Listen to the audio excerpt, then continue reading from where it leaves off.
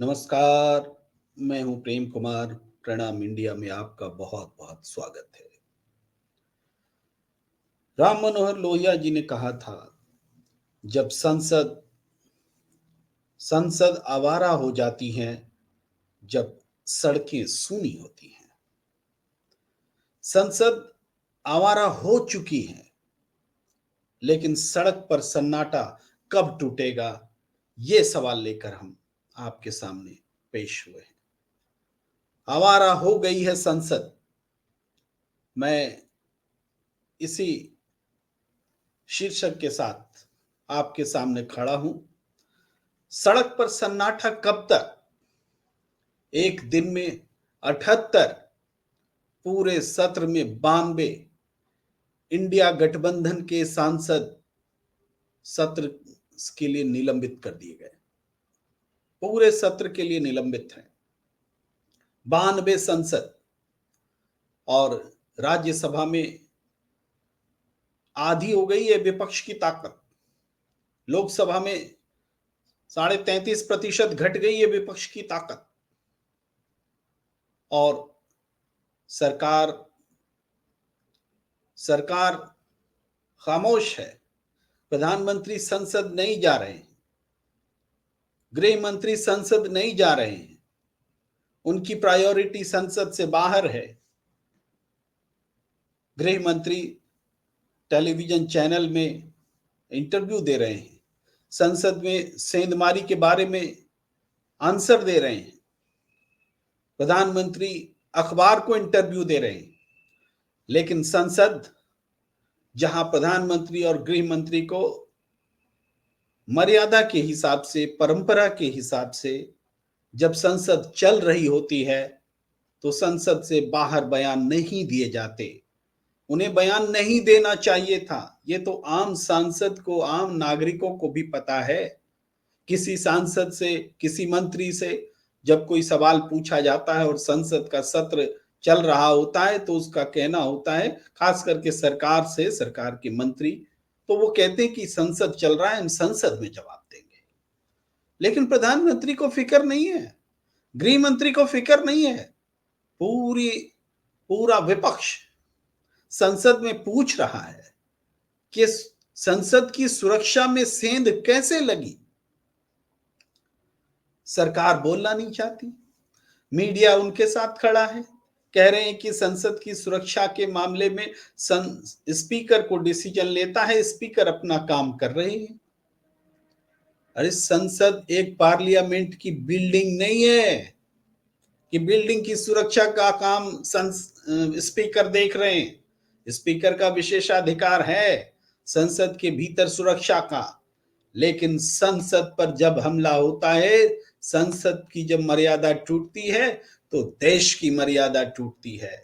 और जब जिस देश की संसद सुरक्षित नहीं है, जिस देश की सरहद सुरक्षित नहीं है, उस देश का नागरिक भी सुरक्षित नहीं रह सकता। हमारी सरहद हम देख चुके हैं, कोई न घर में घुसा है न घुसा हुआ है। संसद में सेंधमारी हो रही है, हम बयान नहीं देंगे, हम टीवी में बोलेंगे। लेकिन आम सांसदों को, विपक्ष के आम सांसदों को बोलने तक की इजाजत नहीं है। आप सवाल नहीं पूछ सकते। सवाल पूछेंगे तो आपको संसद से बाहर का रास्ता दिखा दिया जाएगा। आखिर क्या गलती है? क्या गलती है एक दिन में जिन 78 सांसदों को पूरे सत्र के लिए निलंबित किया गया है? सवाल ही तो पूछ रहे थे। सवाल पूछना क्या गुनाह है? कह रहे हैं कि स्पीकर सदन की मर्यादा समझा रहे, कह रहे हैं कि नारे नहीं लगा सकते, कार्ड प्ले नहीं कर सकते, इसी तरह की और सारी बातें आप नहीं कर सकते, नारे नहीं लगा सकते। क्या बात कर रहे हैं स्पीकर महोदय? क्या बात कर रहे हैं उपराष्ट्रपति महोदय?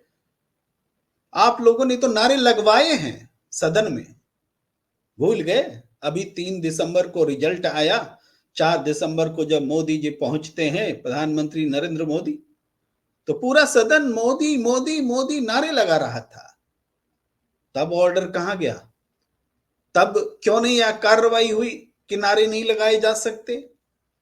जब महिला बिल पेश हो रहा था, महिलाएं वेल में जाकर के बिल के समर्थन में नारे लगा रही थी, तब क्यों नहीं आपने रोका? स्पीकर महोदय, उपसभापति महोदय, सत्ता के पक्ष में आप कुछ भी कर सकते हैं, लेकिन सत्ता के खिलाफ में कुछ भी नहीं कर सकते। यह है संसद के आवारा होने का प्रमाण। मैं आपको अपनी बात धीरे धीरे समझाता हूं। सबसे पहले मनोज झा जी को सुनना बहुत जरूरी है। मनोज झा जी को सुनिए कि वो कह क्या रहे हैं। जो होता है ये सिर्फ संसद का मामला नहीं है, ये सुरक्षा का मामला है। जो व्यक्ति, जो सरकार अपनी संसद को सुरक्षित नहीं रह सकती है, देश उनके हाथों में सुरक्षित। मार्क माय वर्ड्स, सीने पे हाथ मार मार के बोलना कि हम ये कर देंगे, वो कर देंगे, और सरहद पे जो होता है वो संसद में हो जाता है, उस तरह की चीजें। तो हम तो कहेंगे आपके हाथ में देश सुरक्षित नहीं है, इसलिए आप 48 घंटे के बावजूद, 48वां घंटा होगा, 24 घंटे आप सामने नहीं आ रहे हैं। आइए, पूरा पक्ष रखिए। ठीक उसी दिन हमने आगाह किया था जब विमेन रिजर्वेशन बिल पास हो रहा था, आपने लोगों को बिठा दिए थे, जिंदाबाद जिंदाबाद लगाए जा रहे थे। सीख वहीं से मिली है। लोग उस गैलरी में बिना किसी प्रॉपर प्रोसीजर के आए हैं। कौन एमपी है आप सब जानते हैं, लेकिन ये मसला सिर्फ संसद का नहीं है। मैं दोहरा रहा हूं, इनके हाथ में देश सुरक्षित नहीं है, और इसलिए हम सदन में इसको लगातार उठाते रहेंगे और मजबूर करेंगे। गृह मंत्री जी, आइए, बड़ी बड़ी बात करने से ही कोई बड़ा नहीं होता। तो सुना आपने, मनोज झा आरजेडी के सांसद क्लियर कट बता रहे हैं कि विपक्ष की कोई गलती नहीं है, सत्ता पक्ष की गलती है।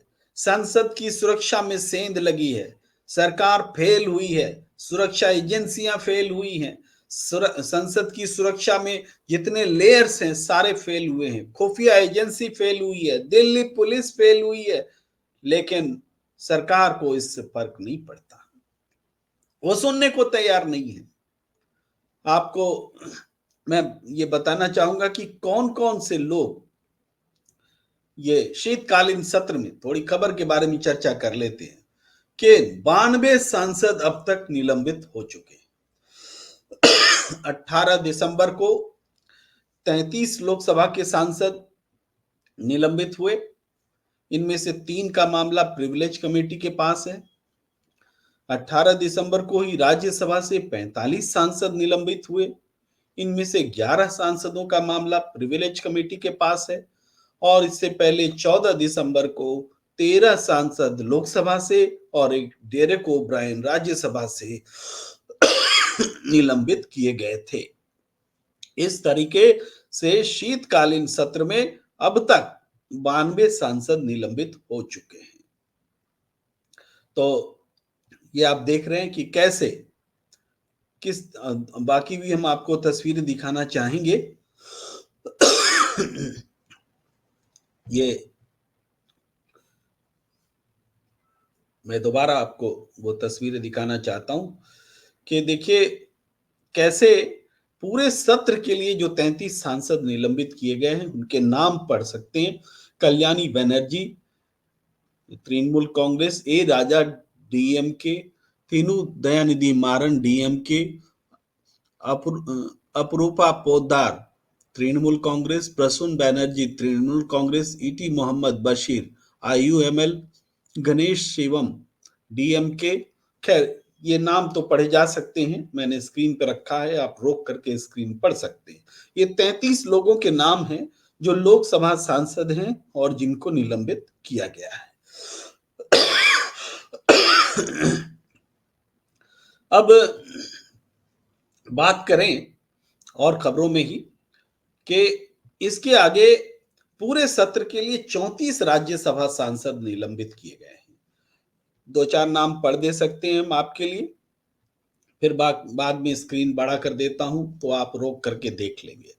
श्री प्रमोद तिवारी कांग्रेस से हैं, जयराम रमेश, अमी याज्ञनिक, नरबत जे राठवा नारन भाई जे राथवा, सैयद नासिर हुसैन, श्रीमती फूलो देवी नेताम, शक्ति सिंह गोहिल, केसी वेणुगोपाल, श्रीमती रजनी अशोक राव पाटिल, श्रीमती रंजीत रंजन, इमरान प्रताप गढ़ी, रणदीप सिंह सुरजेवाला, सुखेंदु शेखर राय, मोहम्मद नदीमुल हक, आबिर रंजन बिस्वा, शांतनु सेन, श्रीमती मौसम नूर।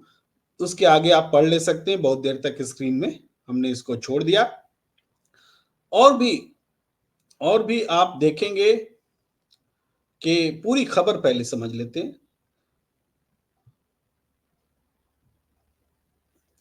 ये देखिए वो तस्वीरें हैं जो निलंबित राज्यसभा के सांसद हैं, बैठकर प्रोटेस्ट दे रहे हैं। ये तस्वीर आप देखिए। इससे पहले हमने आपको ये बताया कि कैसे पूरे सत्र के लिए 34 राज्यसभा सांसद निलंबित हुए और राज्यसभा के इन 34 में से 11 निलंबित सांसदों का मसला प्रिविलेज कमेटी में है। फिर आप देखेंगे प्रोटेस्ट करती हुई तस्वीर। फिर हम आपको दिखाना चाहते हैं कि अखबारों ने इस खबर को कैसे लिया है, कितनी अहमियत दी है। आप देखिए कि अखबार टेलीग्राफ है, इसने लिखा है कि 78 opposition MPs suspended from parliament in unprecedented action, Congress attacks with opposition less parliament jibe। ये टेलीग्राफ का हेडलाइन है। इंडियन एक्सप्रेस में कहा highest in A session with 14 last week, 92 MPs suspended from parliament। आगे जो खबर है, unprecedented suspension of MPs cuts India bloc's strength by 50% in Rajya Sabha, 33% in Lok Sabha। ये टाइम्स ऑफ इंडिया की खबर है कि इंडिया ब्लॉक का स्ट्रेंथ राज्यसभा में 50% खत्म हो गया है, घट गया है, और लोकसभा में 33% कम हो गया है। इसी तरह से हिंदुस्तान टाइम्स लिखता है India block on losing half of its MPs in Rajya Sabha, blood bath opposition मुक्त पार्लियामेंट। इस तरीके से एक बहुत गंभीर टिप्पणी भी है कि एक तो राज्यसभा में इंडिया ब्लॉक ने आधे एमपी खो दिए हैं और एक तरह से अपोजिशन मुक्त पार्लियामेंट, इसको ब्लड बाथ नाम दिया है। ये एक बहुत गंभीर टिप्पणी हिंदुस्तान टाइम्स की। और बीबीसी में जो खबर छपी है, सुरक्षा चूक पर संसद में हंगामा, एक दिन में 78 सांसदों के निलंबन पर सवाल। ये हमने आपको खबर बताई कि खबर किस रूप में ली जा रही है। इससे पता चलता है कि ये खबर कितनी बड़ी है। लोकतंत्र के इतिहास में ऐसा कभी नहीं हुआ कि सवाल पूछने के लिए कि गृह मंत्री जवाब दीजिए, सुरक्षा, संसद की सुरक्षा खतरे में है, तो आप नारे नहीं लगा सकते, आप हंगामा नहीं कर सकते। क्या संसद में इससे पहले हंगामे नहीं हुए? क्या संसद में इससे पहले नारे नहीं लगे? अब हाल में जो कुछ नियम बदले उसके हिसाब से नारा भी नहीं लगा सकते, लेकिन मोदी मोदी कर सकते हैं, मोदी मोदी कर सकते हैं। हम आपको वो भी दिखाना चाहते हैं कि ये छूट कैसे हमारे स्पीकर और उपसभापति देते हैं। पहले तो मैं विजुअल लेस साउंड बाइट वाला विजुअल है, लेकिन उपसभापति के चेयर पर है, आप देखिए।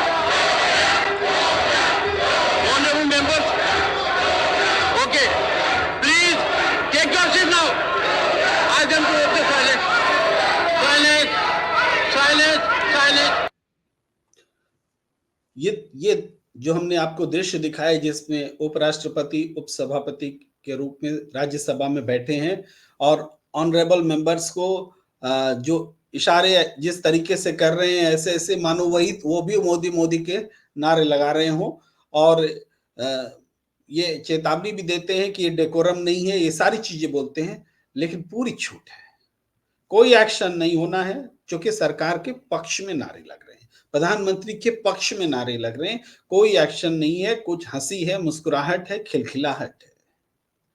एक और दृश्य हम आपको दिखाना जरूर चाहेंगे। ये लोकसभा का दृश्य भी देख लीजिए, याद कर लीजिए, जरूर आपने देखा होगा।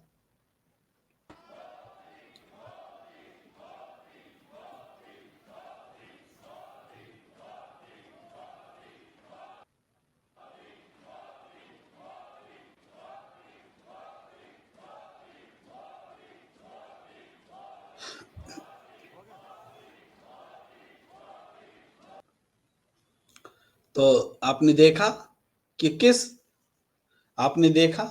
किस तरीके से हमारे स्पीकर ओम बिरला जी मोदी मोदी नारे को एंजॉय कर रहे हैं। हो गया, ठीक है, अब कार्रवाई शुरू करें। पूरे माहौल में रमे हुए हैं। अ, आप देख सकते हैं, मैंने म्यूट कर दिया है, कि पूरे माहौल में रमे हुए हैं स्पीकर ओम बिरला जी। वो भी मोदी मोदी में मंत्र मुग्ध हो रहे हैं, मुस्कुरा रहे हैं, और उसके बाद कहते हैं हो गया, अब कार्यवाही शुरू करें, और शामिल हैं। कोई दिक्कत नहीं है इनको, डेकोरम यहां नहीं टूट रहा है। बोलने के लिए कई बार मुंह से बोल भी दिया उन्होंने, अपने राज्यसभा सभापति को, उप सभापति को सुना, लेकिन इनको कोई दिक्कत नहीं है। ये नारे लगा सकते हैं, सत्ता पक्ष के हैं, विशेषाधिकार प्राप्त हैं। लेकिन नारे लगाने का अधिकार विपक्ष को नहीं है, उसको सदन से बाहर जाना होगा। वो नाराबाजी नहीं कर सकता, प्ले कार्ड नहीं दिखा सकते, नारे नहीं लगा सकते, इस्तीफे की मांग नहीं कर सकते, भाषण देने की मांग नहीं कर सकते। तो विपक्ष कर किस लिए आया है सदन में? क्या मोदी मोदी सुनने आया है? मोदी मोदी के यशगान करने कराने आया है? ये बड़ा सवाल है। और इस पूरे सवाल में जो बात खो जा रही है, वो बात है संसद की मर्यादा का क्या होगा। इंडिया गठबंधन की बैठक 19 दिसंबर को, और 19 दिसंबर से एक दिन पहले 18 दिसंबर को इंडिया गठबंधन के साथ एक जो खेल खेला गया है, जिसको हमने आपको दिखाया कि ब्लड बाथ कह करके अखबारों ने भी लिखा है, वो मैं फिर से दिखाना चाहूंगा। देखिए, ये फिर से मैं दिखाना चाहता हूं, इसको देखना बहुत जरूरी है, क्योंकि ये देखिए, ये बीबीसी का हेडलाइन था, और इसमें हिंदुस्तान टाइम्स ने लिखा ब्लड बाथ अपोजिशन मुक्त पार्लियामेंट। इसी को मैं दिखाना चाह रहा था कि ब्लड बाथ अपोजिशन मुक्त पार्लियामेंट, इसकी तैयारी हो रही। लोग अभी कह रहे हैं कि इस बार अगर 2024 में भी अगर मोदी सरकार रिपीट हो गई, तो आगे फिर डेमोक्रेसी बचने वाली नहीं है। लेकिन हो गई क्या? ये तो पहले से शुरू है। अभी 2024 तो बहुत दूर है, उससे पहले ही ये बता दिया कि हम अपोजिशन को संसद में बैठने नहीं देंगे, बोलने नहीं देंगे। आप थोड़ा सा क्रोनोलॉजी देखिए पीछे से। राहुल गांधी ने जब मोडानी मोडानी कहा, मोदी और अडानी के संबंधों पर बोला, उनको संसद में बोलने नहीं दिया गया, उनकी माइक बंद कर दी गई, और जो शब्द उन्होंने अडानी के लिए बोले, उन शब्दों को कार्यवाही से निकाल दिया गया। फिर एक मामले को पुराने मामले को जिंदा करके कोर्ट की कार्यवाही से कैसे आनन फानन में फैसले आए कि उनके संसद की सदस्यता चली गई, संसद की सदस्यता गई, क्वार्टर खाली करा दिया गया, और सब कुछ हुआ। और सुप्रीम कोर्ट ने कहा कि हाई कोर्ट ने जिस तरीके से इस पूरे मामले को देखा, उस पर गंभीर टिप्पणियां की, हाई कोर्ट के जज पर टिप्पणियां की, लेकिन वो सब, अब कहा जाता है सब कुछ न्यायपालिका कर रहा है बोल करके चुप रही है, और न्यायपालिका पे किस तरीके का हस्तक्षेप चल रहा है वो सबके सामने है। फिर आपने देखा महुआ मोइत्रा ने सवाल उठाए, महुआ मोइत्रा ने अडानी पर इतने गंभीर सवाल उठाए, उन सवालों पर कोई सुनवाई नहीं। लेकिन महुआ मोइत्रा ने जिन्होंने सवाल उठाए, उनको एक ऐसे व्यक्ति से जो विदेश में बैठा है, उसके माध्यम से हलफनामा दिला करके और सस्पेंड कर दिया गया। जांच संस्तुति की गई, जांच हुई नहीं, जांच से पहले सस्पेंड कर दिया गया, बल्कि सदन से निष्कासित कर दिया गया, सस्पेंड नहीं, बर्खास्तगी। और महुआ मोइत्रा को की क्या गलती, सवाल पूछा। जो दूसरी गलती बताई गई कि महुआ मोइत्रा ने संसद के क्रेडेंशियल्स लीक किए। अरे देश का हर सांसद क्रेडेंशियल्स लीक करता है, लेकिन कोई बोलता नहीं है। महुआ मोइत्रा को पकड़ के आपने रगड़ दिया। क्यों? क्योंकि उन्होंने अडानी के खिलाफ बोला था। अडानी के खिलाफ बोला था तो संसद की सदस्यता बर्खास्त कर दीजिए, बिना जांच के, बिना सुने हुए। सुनने भी नहीं दिया गया, बदतमीजी की गई। संसद की जो समिति जांच कर रही थी वो मीडिया को सारी बातें लीक कर रहे थे, दिखा रहे थे कि ये हमारा जजमेंट है, ये हमारी पॉइंट्स हैं। मीडिया से बात कर रहे थे, उन सब बातों को कोई सुनवाई नहीं। लेकिन अडानी के खिलाफ बोलोगे तो संसद में नहीं रह सकते। ये साफ मैसेज है। और अब सुरक्षा में सेंध लग गई, सुरक्षा में सेंध लग गई। आखिर जिस सांसद ने पास इशू किए उस पर एक्शन होगा कि नहीं होगा? उस पर एक्शन क्या इसलिए नहीं होगा कि वो बीजेपी का है? बीजेपी के सांसद पर एक्शन नहीं होता? वो उन्होंने इम्यूनिटी हासिल कर ली है क्या? और विपक्ष का सांसद है वो गया गुजरा है क्या? जनता के वोट्स अलग अलग हो गए कि सत्ता पक्ष के लिए जो वोट काम आएगा वो बेशकीमती हो गया, जो वोट विपक्ष देगा वो वोट, उस वोट का कोई वैल्यू नहीं। ये कहां हम पहुंच गए? लोकतंत्र का गला घोंटा जा रहा है। और हम मजाक करते हैं लोग कि लोकतंत्र को की कितनी बार हत्या होगी, लोकतंत्र का कितना बार गला घोंटा जाएगा। अरे हर सदन 5 साल बाद नया सदन होता है, उसमें लोकतंत्र की गरिमा नए तरीके से स्थापित होती है या फिर मिट्टी में मिलती है, दोनों में एक ही काम होता है। तो हम लोकतंत्र के हिमायती हैं तो लोकतंत्र की चिंता करेंगे, क्योंकि एक बार लोकतंत्र चला गया तो शासन जिनके हाथों में है, पूंजीपति उनके इशारे पर देश को चलाएगा, गरीबों को लूटेगा। वो चल रहा है। आज सबसे बड़ा सवाल यही है मित्रों कि बोलने का समय आ गया है। संसद आवारा हो चुकी है। अब सड़क अगर सन्नाटे में रहेगी तो ये आवारगी देश को कहीं का नहीं छोड़ेगी। आवारा हो गई है संसद। सड़क पर सन्नाटा कब तक? एक दिन में 78, पूरे सत्र में 92 सांसद बाहर। बोलना होगा। ईवीएम के खिलाफ भी आवाज उठने लगी है। बैठक दर बैठक हो रही है।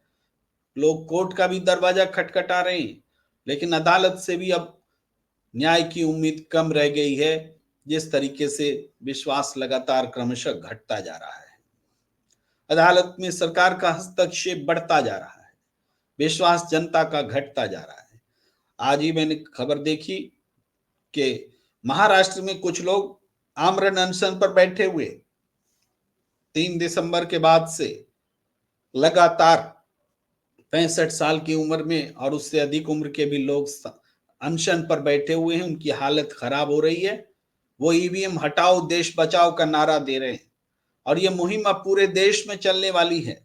19 दिसंबर को भी एक और ईवीएम मोर्चा की एक और बैठक दिल्ली में होने जा रही है, जिसको और भी बड़ा विस्तार दिया जा रहा है और अब ये आंदोलन का रूप लेगा। जनता सड़क पर उतरेगी, तभी जाकर के संसद को आवारा होने से रोका जा सकता है। ये समय परीक्षा का है, कठिन परीक्षा का है।